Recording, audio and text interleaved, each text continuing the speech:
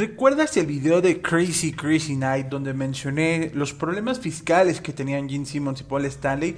Bueno, en este video te voy a contar esta problemática y cómo casi terminan en prisión, si no es gracias al psicólogo de Paul Stanley, que más tarde también sería un villano. Esta historia estará muy interesante porque también ahondaremos en los problemas financieros de Bill Aucoin. Todo esto que te voy a contar es extraído de la autobiografía de Paul Stanley, así que bienvenido a Grimedland. Hoy te voy a contar el día que Gene Simmons y Paul Stanley casi pisan la cárcel. Paul Stanley nos cuenta lo siguiente: la afinación abierta en sol para 5 cuerdas no fue lo único que aprendí de Keith Richards. Un día que coincidí con él en persona, me dijo que le habían ofrecido la oportunidad de comprar cualquier cosa que se le antojara de nuestro almacén en Nueva York, una nave en la que guardábamos el equipo, los escenarios, todos los disfraces, cantidad de instrumentos y muchas otras cosas. Sí, amigo, él se reía.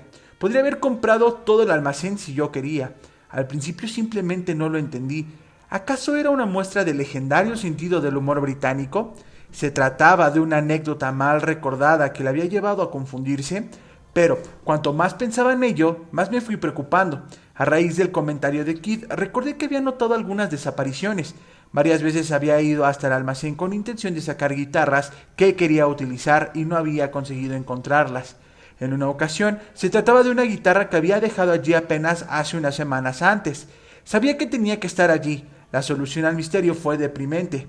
Bill Aucoin, que por algún motivo todavía conservaba un juego de llaves del almacén, estaba vendiendo nuestro equipo en secreto. Para entonces estaba tan hundido en la miseria que iba saltando del sofá de un amigo al siguiente. Su último cliente, Billy Idol, le había despedido, y si Billy Idol pasaba de ti por drogadicto en plenos años 80, digamos que simplemente muy bien no podías estar. De modo que trasladamos el almacén, algunas cosas las destinamos a chatarra, como el escenario de la gira Animalize, pero la mayoría nos la llevamos a Nueva Jersey y más tarde a Los Ángeles. En cualquier caso, las actividades de Bill pronto demostraron ser el menor de nuestros problemas. Aunque seguía viviendo en un apartamento de un solo dormitorio, solo tenía un coche, Howard Marks empezó a decir que me iba a tener que apretar el cinturón. Paréntesis, Howard Marks era el contador de Kiss. Me dijo que tenía que reducir la cantidad de dinero que le estaba dando a mis padres. Aquello hizo que se me erizaran los pelos de la nuca. Como aquel año no estábamos dando conciertos, no había esperado ganar el mismo dinero que cuando salíamos de gira. Pero, ¿qué pasaba con todas las inversiones que habíamos hecho en nuestro nombre? ¿Dónde estaban los beneficios? Paréntesis. Kiss había adquirido diferentes propiedades e inversiones de negocios durante la época de los 70s, sobre todo en Destroyer, los cuales los había convertido en multimillonarios. Dichos negocios jamás aparecieron y jamás dieron retribución. Paul continúa: no vivo de manera ostentosa, no llevo un estilo de vida disparatado. Algo me dice que él sí que está ganando demasiado dinero. Al final, no me quedó más remedio que decirle a la cara: si alguien va a recibir menos dinero, debería ser tú. El comentario no le hizo gracia alguna. Paul continúa el relato: la industria de la música nunca ha sido justa con los artistas. En el caso de nuestras administradoras, nunca quise creer que estuvieran actuando de mala fe, pero de lo que no cabía duda era de que habían tomado ciertas decisiones que olían bastante mal, tal como pude comprobar personalmente tan pronto como empecé a seguir el rastro.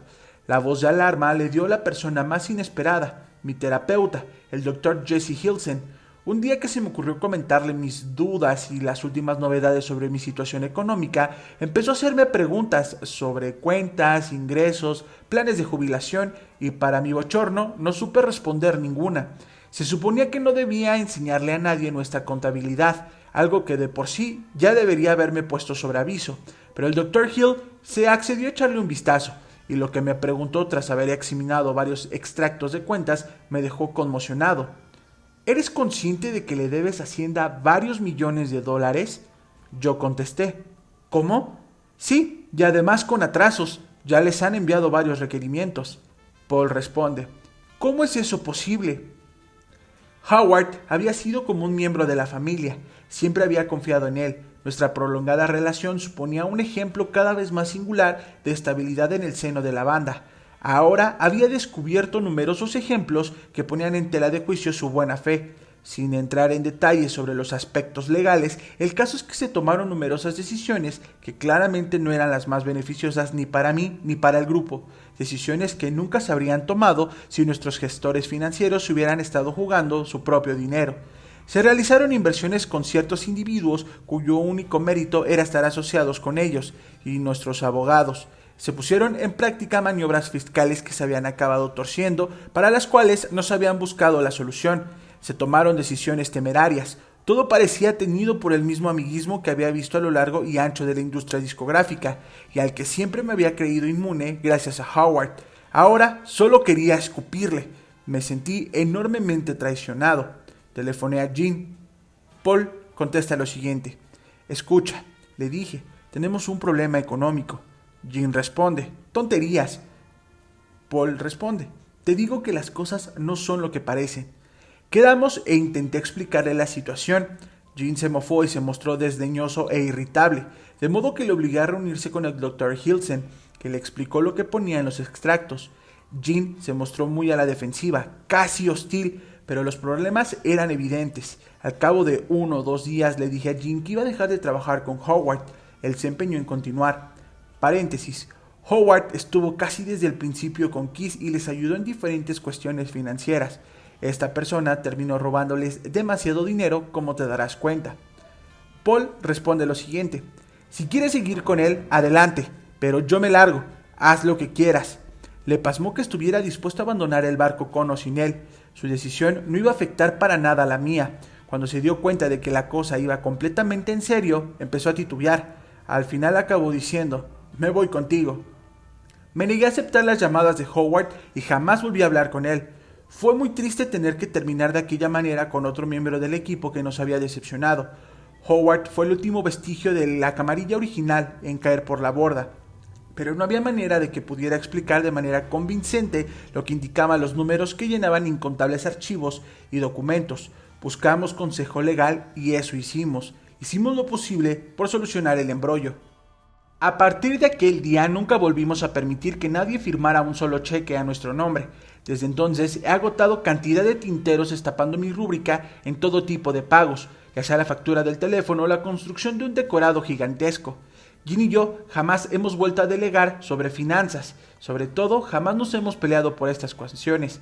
Lo que no podemos decir es que se tratase de una muestra de brillantez por nuestra parte, fue simplemente un caso de perseverancia y de saber aprovechar la oportunidad de corregir la situación tan pronto como fuimos conscientes de que algo iba mal.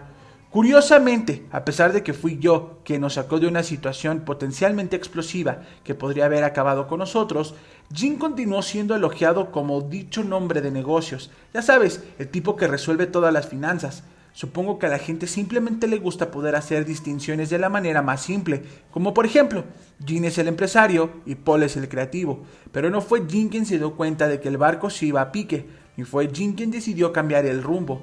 En lo que a mí respecta, el mayor logro de Jean en el mundo de los negocios ha sido convencer a todo el mundo de que era un empresario astuto y experimentado. Eso es innegable que lo ha conseguido. Por otra parte, quizá no sea de extrañar teniendo en cuenta que parecía dedicar las 24 horas del día a fomentar tal percepción. Nunca se lo tuve en cuenta, era algo que él veía como un logro en su vida. En mi caso, lidiar en ese ruedo me habría alejado de otros objetivos y desafíos vitales. Jim vivía para la autopromoción constante, yo para el autodescubrimiento continuo. Quería averiguar cómo ser feliz, algo que me parecía mucho más importante que promover un mito que no iba a cambiar la realidad de quién era yo. Después de todo, solo porque seas capaz de conseguir que otras personas caigan en una cosa, no quiere decir que tú también te lo creas, sino que me lo digan a mí. Como lo habrás escuchado, Paul Stanley deja muy en claro que Gene Simmons no es el hombre de negocios que tal parece querer mostrar detrás de una pantalla o con la imagen, del propio Gene Simmons. De hecho, si Paul no hubiera descubierto este desfalco, quizá ambos se hubieran pisado la cárcel o hubieran llegado a la bancarrota. Recordemos que Kiss no estaba en un puesto económico muy bueno en ese tiempo, pues ya habían pasado de moda. Y Crazy Night aún no lanzaba este disco como tal, pero esta historia espero te haya gustado. Recuerda dejar tu like y nos vemos en un próximo video.